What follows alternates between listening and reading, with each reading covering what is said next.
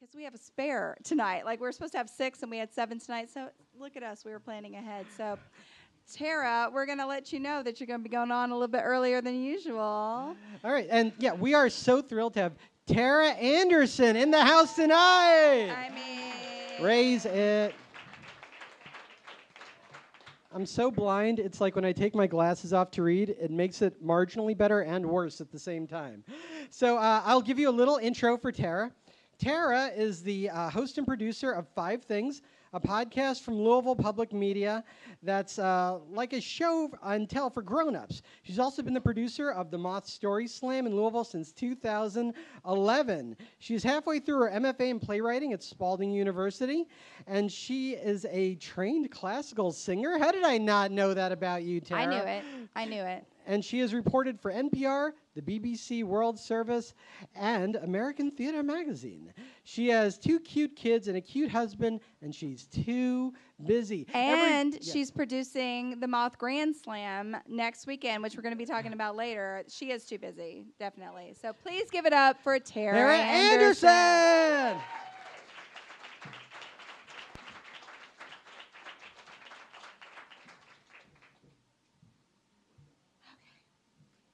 So me and Jason are going to have words next time I see him, because I thought I had a few more minutes.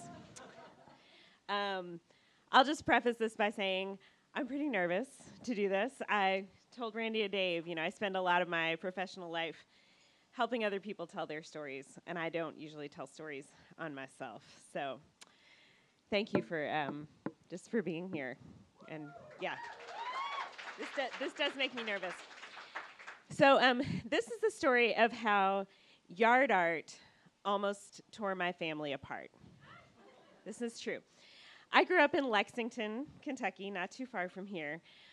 I think Lexington is a much more southern city than Louisville. It feels way more southern. And that plays into this story. I grew up next door to my grandparents, my mother's parents.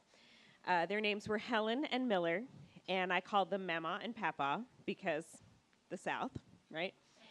And they could be really, really fun. We were very close. I grew up like running into their house without ever, ringing the doorbell or anything, just constantly over at their house. My grandparents did kind of crazy things, like every winter they would take their RV and go to Mexico for just like a couple of months because it was warmer and it was cheaper down there. My grandfather had this little like light up bow tie that he wore at Christmas that he thought was really cool. They had a candy drawer in their house, like just a drawer full of candy. You could always run in there and get some candy. One of my best memories with my grandmother is when I spent the night at her house once and we got up super early in the morning to watch Charles and Diana's wedding, right? Live on TV, right? That was our thing that we did together. So I was really close to them when I was little. And they were good, kind people. And they were also kind of racist because the South, And this was where the conflict came up between us. They were not cross-burning kind of racist. They were not sit at the back of the bus kind of racist. But they had not so nice things to say about an entire group of people pretty often. And that was really hard for me, especially as a kid. You're like, wait, why do you dislike this entire other group of people? It's hard to understand. My mother always said, you got to think about how they were raised and the time in which they were raised, that they were a product of the time and place that they grew up in, which was Lexington, Kentucky for both of them. So a little backstory on my grandmother that helped me understand her more. When she was young, her family was very well off, and she had servants that she grew up with in her home, and all of the servants were black. So the cook taught my grandmother how to make fried chicken. Yeah, fried chicken. The chauffeur taught my grandmother how to drive. The nanny that my grandmother had as a child, she probably spent more time with her than her actual mother. She was very close to these people that worked for her family and loved them, I would say. But she was always aware that there was a difference. there was a difference in class and in status. And I think this influenced her. As she got older, she had a hard time seeing that someone who looked like her cook and her nanny could be on an equivalent social level as she was. So my grandmother's family lost most of their money in the Great Depression. And by the time I came along, they were like solid middle class people. My grandmother was a public school teacher. My grandfather worked for the U.S. Postal Service. And they both had to work with all different kinds of people. And so when I would kind of argue with my grandparents about what I perceived as their racism, my grandmother would often tell me, hey, one of my best friends is black. How often have we heard this, right? But she meant it. This was a good defense in her opinion. One of her very best friends, another school teacher, was black, and they would meet up in the teacher's lounge, and they would smoke. Remember when you would look in the teacher's lounge, and they'd all be in there smoking? Not anymore. But they would meet in there and smoke and carry on and have a great time. And I remember specifically, I asked my grandmother, why don't you ever invite her over? Like, if she's your best friend at work, why don't you invite her over? And my grandmother said, well, it just wouldn't feel right to me. She allowed that maybe she could theoretically invite this woman to have coffee in the living room, but she would never invite this woman for dinner at the table. And she was really aware of this, and she was just like, it just wouldn't be right. So I butted heads with them a lot about this. And I'm talking like mid-'80s. I was in my early teen years. I was trying to be a little social justice warrior. I wasn't perfect about it, but I was fired up. And so I started kind of poking at them. So I had these Martin Luther King Jr. earrings. And I wore them over there all the time, just be like, you see this? I had a Jesse Jackson for President t-shirt. I didn't know shit about Jesse Jackson, but I was like, but the picture had, the shirt had this big smiling black man on the front of it. I was like, I'm going to wear this over there. They're going to love it. So we would just butt heads about this stuff and argue. One thing I remember arguing about was terminology. I never, ever heard my grandparents use the N-word. Never. I heard a lot of other words that I'm not going to repeat here, but they increased my vocabulary, not in a good way.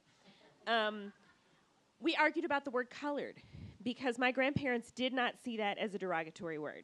To them, it was descriptive. It was factual. And to me, it sounded just like embarrassingly old-fashioned. Again, this whole idea of like a product of their times. This is how they were raised. That's what was acceptable when they were younger, and they just couldn't make a change. So, on to the yard art. This was in the mid-'80s. My grandparents decided they wanted to get a lawn jockey. Anybody know what a lawn jockey is? You know this, right? Okay, so the little southern tradition of a little concrete jockey statue, maybe like a couple feet high, put it out in front of your house. It's got a little hitch that you can tie your horse to. It's been a while since anybody's actually tied a horse to a jockey statue, but there it is. So they lived in a very modest neighborhood in Lexington, and it was a house that they had literally built themselves with like their own hammer and nails, and they wanted to spruce the house up a little bit. So a lawn jockey, like that adds a little extra, little something. It's a little fancy.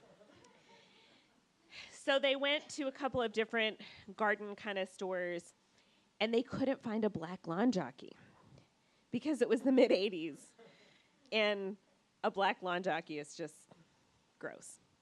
They found white lawn jockeys, but they wanted a black one because that was more traditional. So they bought a white lawn jockey, and they painted it black.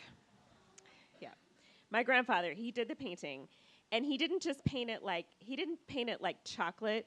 He painted it like black with like bright white like shining eyes. I don't even remember what color the jockey's cap and jacket were because all I remember was this like completely black skin. So that, of course, pissed me off, and we had some more words about that. They installed it in a little, little concrete pad in front of their house and thought that it looked very classy. So I was seeing my relationship with my grandparents really fraying over this because we just argued all the time. They thought the phrasing African American was ridiculous, and I thought, it sounds okay to me, it sounds respectful, it sounds factual. Anyway, we argued about this a lot.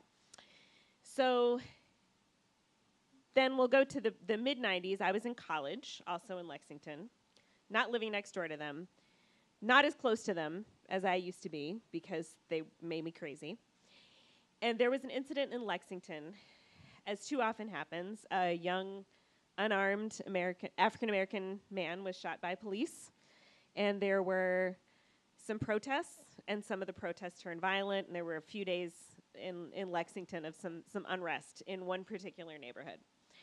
And my grandmother said, maybe the violence will come out this way, which it wouldn't have come to their neighborhood, but they watch the local news all the time, right? And so they thought, oh, the violence is going to be on our doorstep.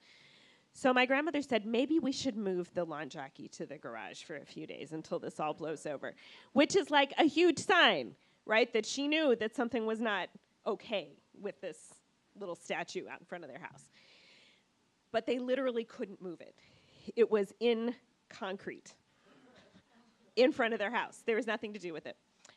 So she got a great idea.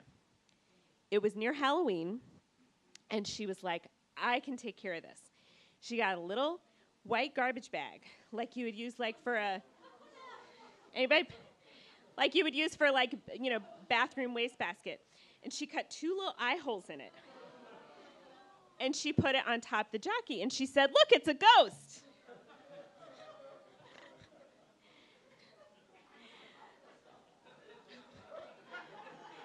You can't make this shit up. I'm serious.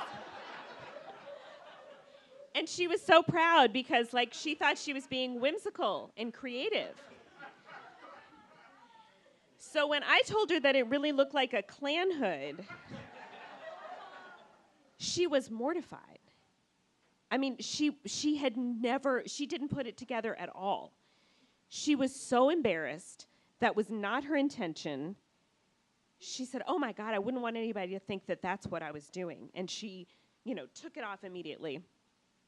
And of course, the violence never came to their neighborhood. It all kind of blew over. But that particular incident, that was the beginning of the end of me fighting with my grandparents about racism. Because it made me realize they were not going to change. They were not going to change. And I had to ask myself, how angry am I going to be at them because they are unable to get past how they were raised? A lot of people can't get past how they were raised. And I had to ask myself, what are my blind spots going to be when I'm 70, 80 years old? They couldn't get past this. And was I going to sacrifice my entire relationship with them because of this? And I decided that a more effective way for me to fight racism was to make sure that any children I had knew what was right and knew what was fair, rather than me trying to change these old people who didn't want to change. So I quit arguing with them about it. And I made it clear that I didn't want certain words spoken in my presence, and that I wasn't going to take the bait on certain kinds of conversations. And then we had a friendship again. As kind of fucked up as that is, we were able to have a relationship again. And I got to hear about their childhoods, and I got to hear about, things that had happened to them earlier in their lives. And they never got to meet my children, although I wish they had. And in the end, I was holding my grandmother's hand when she died. And I got a Christmas card from my grandfather about 3 days before he died. And I still have that Jesse Jackson for President t-shirt. Thank you.